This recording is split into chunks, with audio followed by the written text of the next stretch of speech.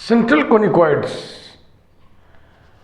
Video number 8 आप सभी का स्वागत है। नॉर्मल्स टू कोनिकॉइड वीडियो नंबर 2 और इस वीडियो में हम कोन थ्रू 6 फीट ऑफ नॉर्मल्स पढ़ेंगे। पिछले वीडियो में हमने ये जाना था कि सेंट्रल कोनिकॉइड पर किसी पॉइंट से 6 नॉर्मल्स ड्रा किए जा सकते हैं। तो मैंने आपको कंसेप्ट दिया था कि 3 नॉर्मल्स तो ऊपर वाले सरफेस से टकराएंगे और 3 नॉर्मल्स इसको भेदते हुए नीचे वाले सरफेस पे टकराएंगे, इसको चीरते हो जाएंगे नीचे, वहाँ पे वो नॉर्मल की भूमिका में रहेंगे। नॉर्मल उसको कहते हैं ना जो उस पॉइंट पर टेंजेंट प्लेन के नॉर्मल हो। तो ये जो 6 फीट्स ऑफ नॉर्मल्स हैं, 3 इस सरफेस पर 3 इस सरफेस पर, ठीक है ना, उनका लोकस निकालना है। तो हम देखेंगे कि उनका लोकस एक कोन है। कैसा कोन है आइए देखते हैं, विचार करते हैं। सेंट्रल कोनिकॉइड इस पर हमने लिखा हुआ है, एलिप्सॉइड इस पर लिखा हुआ है। Ellipsoid is a particular type of central conicoid. Exam में असल में सेंट्रल कोनिकॉइड के रूप में भी कुछ पूछ दिया जाता है और एलिप्सॉइड के रूप में भी। कोशिश मैं यही करूंगा जो आर्टिकल में पढ़ा हूं दोनों के लिए ही आपको समझा दूं। Cone through 6 feet of normal, 6 feet of normal, cone through 6 normals, ये हम अगले वीडियो में पढ़ेंगे। कोन थ्रू 6 नॉर्मल्स ये हम अगले वीडियो में पढ़ेंगे। अभी हम पढ़ रहे हैं cone through 6 feet of normals. फर्क समझिएगा। We know that 6 normals can be drawn from a point alpha beta gamma to the central conicoid this and 6 feet x1 y1 z1 are given by this expression. इसको थोड़ा simplify किया, देखो कैसे, और lambda के 3 values निकाल लिया। यही काम यहाँ लिखा हुआ है। We know that 6 normals can be drawn from a point alpha beta gamma to the ellipsoid. This 6 feet x1 y1 z1 are given by ऐसा, ठीक है ना। तो नंबर 2 तक आप पिछले वीडियो में पढ़ चुके हैं, उसके आगे का काम हो रहा है। ओके, यहां तक हो गया। ये मैंने लिख दिया समय बचाने के लिए क्योंकि थोड़ा लंबा काम है। अब लैम्डा को एलिमिनेट करने के लिए हम क्या करने जा रहे हैं? Multiplying these equations respectively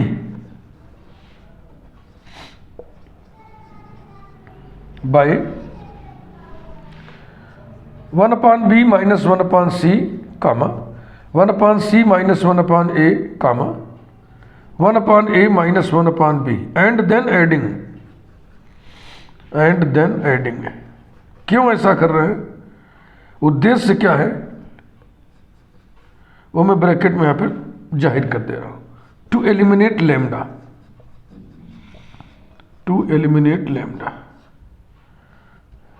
we have या वी गेट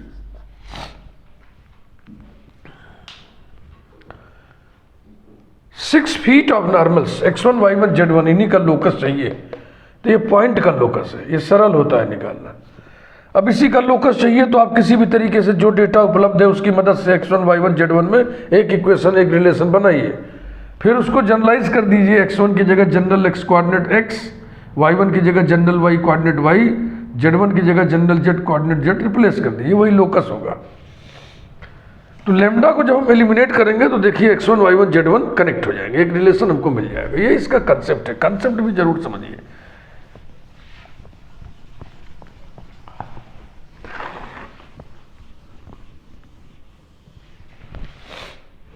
देखें इसे,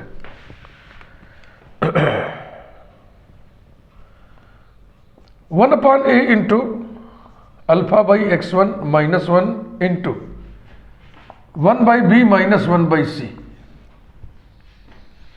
plus 1 by B into beta by y1 minus 1 multiplied by 1 by C minus 1 by ए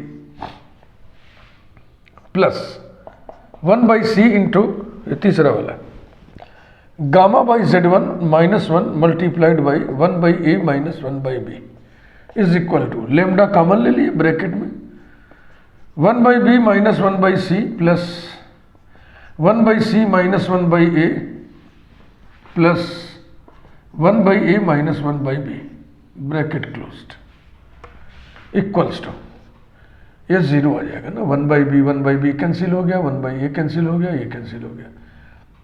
इसे बोलते हैं सम ऑफ सिमेट्रिक डिफरेंसेस, ये हमेशा जीरो होते हैं। ये सिमेट्रिक डिफरेंस है ना, देखो इसको घुमाओगे तो ये आएगा, इसको घुमाओगे तो ये आएगा। घुमाने का मतलब ए की जगह बी, बी की जगह सी, सी की जगह ए, ऐसे। इधर देखें, इंप्लाइज दैट 1/a, इसको अंदर कर दें तो ठीक रहेगा। Bracket α/a(x1) -1/a into 1/b - 1/c plus β/b(y1) -1/b into 1/c - 1/a plus γ/c(z1) -1/c into 1/a - 1/b equals to 0।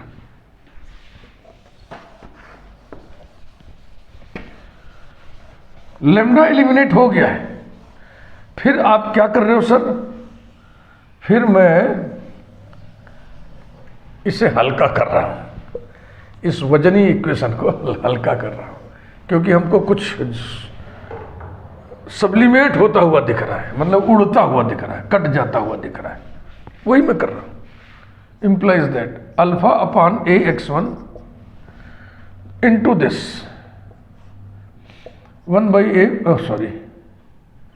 1/b - 1/c plus β/b(y1) into 1/c - 1/a plus γ/c(z1) into 1/a - 1/b equals to, आपको बेहतर समझाने के लिए, clear दिखाई पड़े जिससे, मैं colour का इस्तेमाल कर ले रहा हूं। इसे मैं कलर कर दे रहा हूं दूसरे डिफरेंट कलर से, ये, और यूं मैं लिख दे रहा हूं equals to 1/a into 1/b - 1/c plus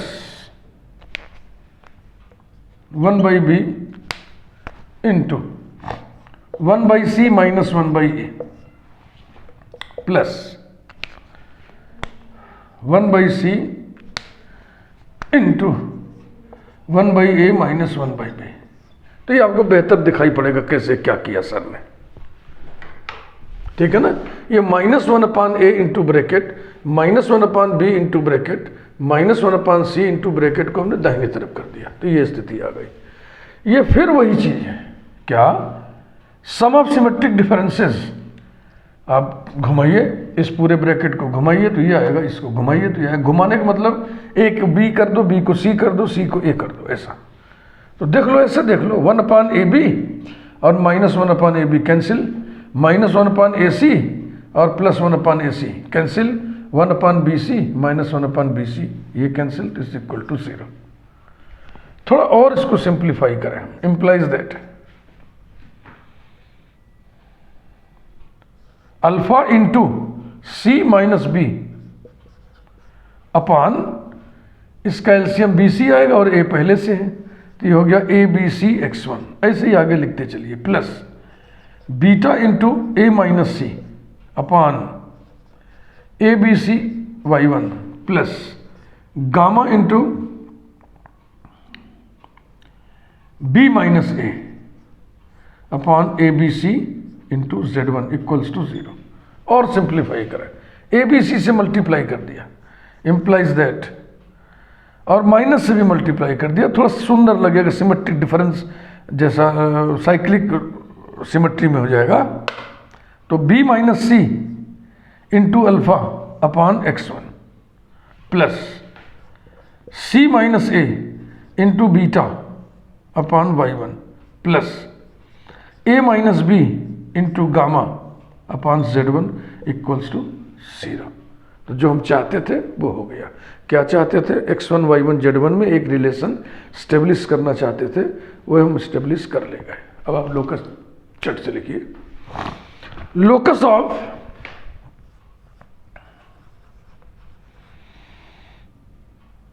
x1 y1 z1 is b minus c into alpha upon x plus c minus a into beta upon y plus a minus b into gamma upon z equals to 0। यही locus निकला। और ये कौन को represent करेगा, कैसे कौन को रिप्रेजेंट करेगा, इस पर अभी हम विचार करेंगे, इसकी ज्योमेट्री पर। बहुत मस्त ज्योमेट्री है। हाँ, इस हिस्से को कंप्लीट कर देना, इसको भी वहीं रोके रहिए, इसको कंप्लीट कर दे, इसका काम खत्म। ये अगर ना लिख पाए तो स्क्रीनशॉट ले लें, क्योंकि मैं आगे बढ़ूं।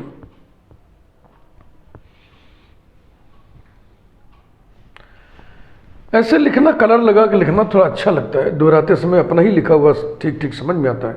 आप भी आदत डालिए ऐसी, अगर डाल सकते हैं तो, नहीं तो कोई बात नहीं।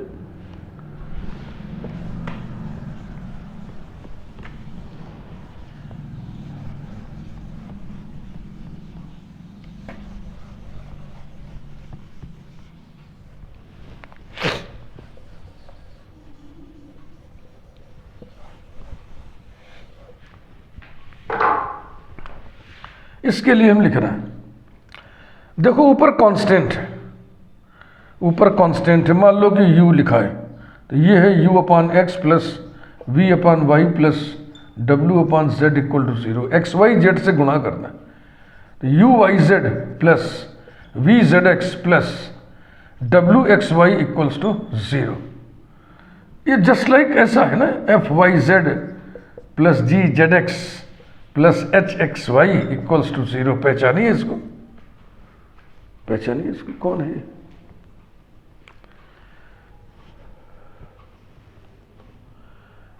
ये वो कौन है जिसका वर्टेक्स ओरिजिन पर है। ये homogeneous equation of second degree है, डिग्री 2 डिग्री 2 डिग्री 2 है homogeneous.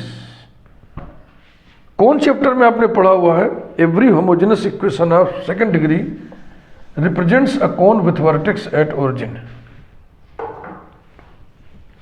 It is second degree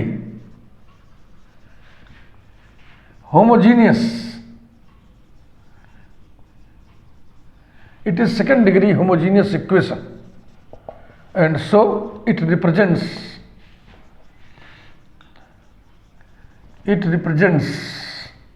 cone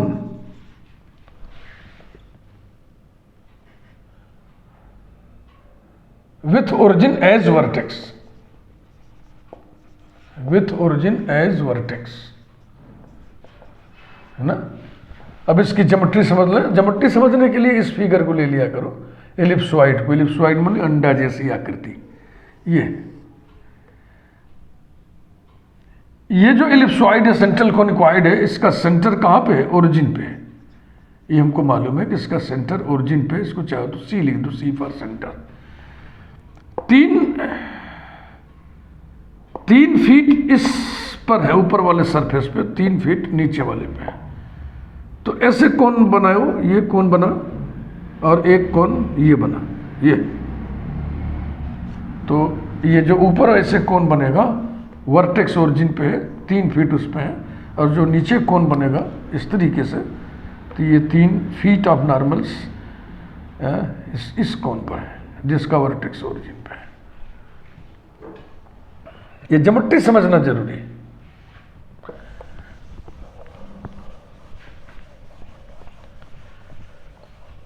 तो इस पे एक नोट भी हम लगाना चाह रहे हैं।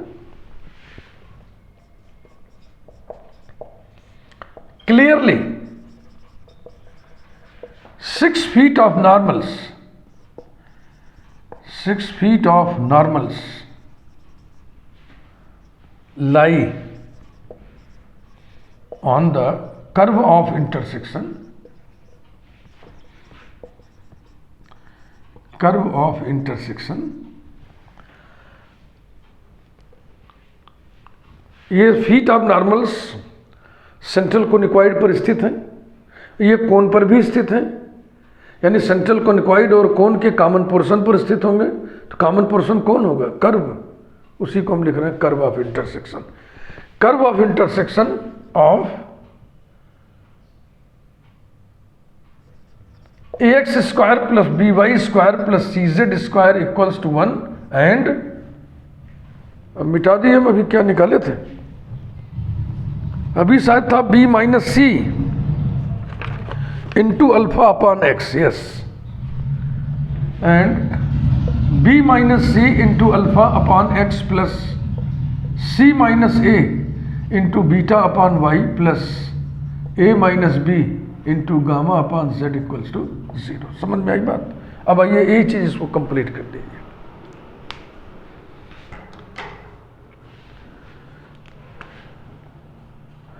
Multiplying these equations respectively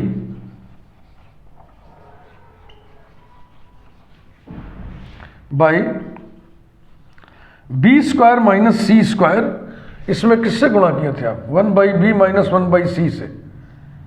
b क्या है? y का कोफिशिएंट, c क्या है? z का कोफिशिएंट। यहां भी y का b वाई स्क्वायर का कोफिशिएंट है इस इक्वेशन में ना, ये देखो, और c जेड स्क्वायर का कोफिशिएंट है, तो उसमें क्या है, b की जगह पे कौन आ गया? 1 अपान बी स्क्वायर। तो अब 1 अपान करके लिखेंगे तो बी स्क्वायर आएगा ना, उल्टा करके लिखेंगे। हाँ, तुलना कर लीजिए, बिल्कुल जैसा काम इसमें किए हैं वैसे ही काम इसमें हम कर रहे हैं। B square minus C square, C square minus A square minus B square, and then adding.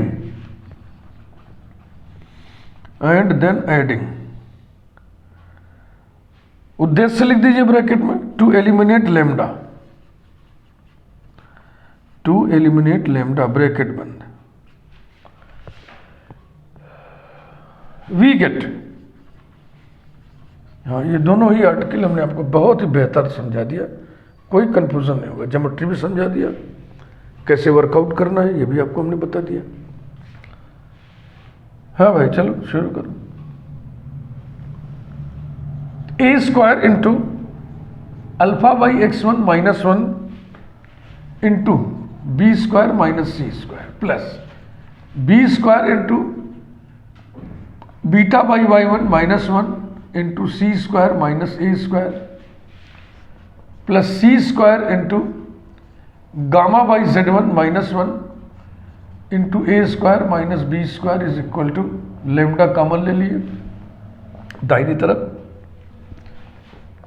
B square minus C square plus C square minus A square plus A square minus B square. Sum of symmetric difference है ये, जोड़ के देख लो, ये 0 आएगा, equals to 0।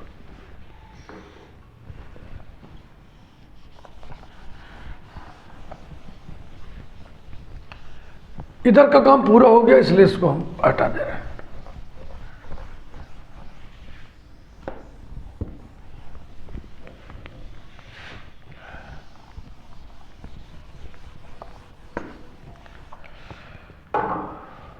Implies that A square को अंदर कर दो, a square alpha by x1 minus A square into B square minus C square plus B square beta by y1 minus B square into C square minus A square plus C square gamma by z1 minus C square into A square minus B square equals to 0। तो वही बेहतर समझाने के लिए फिर मैं colour लगा रहा हूं इधर।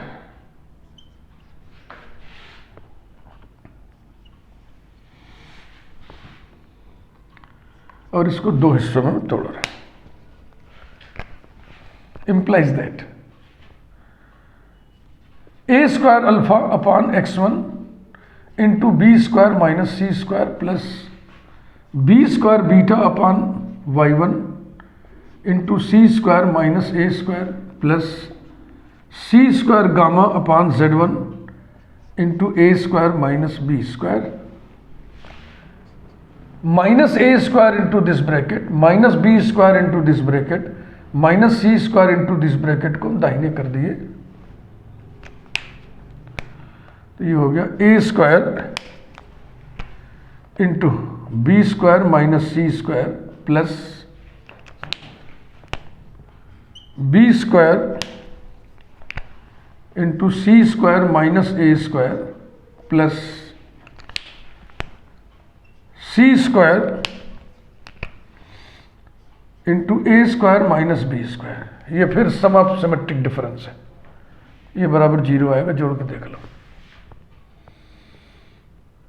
ठीक, अब इसमें और कुछ तो नहीं कर सकते हम, कुछ नहीं, तो एक बार फिर से लिख दिया जाए, यहाँ 0 न लिख करके अगले स्टेप में लिख दिया जाए।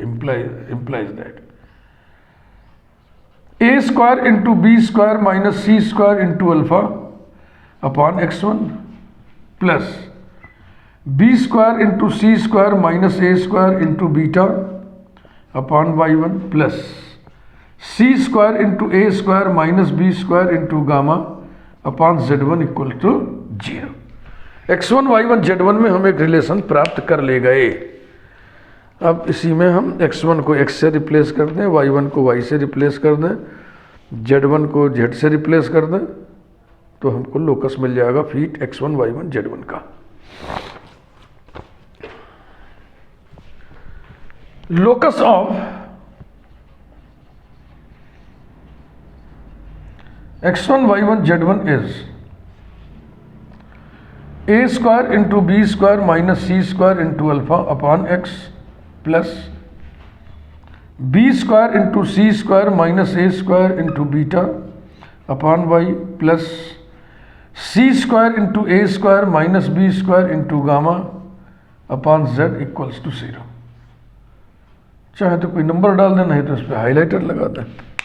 यही निकालना था आपको लोकस, और बताना था कि ये कोन को रिप्रेजेंट करेगा। Locus is a cone.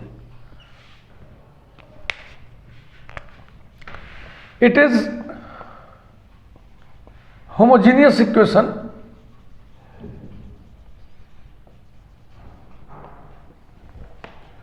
of second degree, and so it represents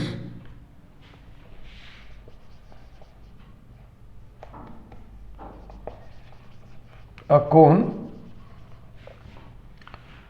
with the origin as vertex। हो गया। तो हेडिंग आप डाले थे ना, कोन through 6 feet of normals। This is the cone through 6 feet of normals।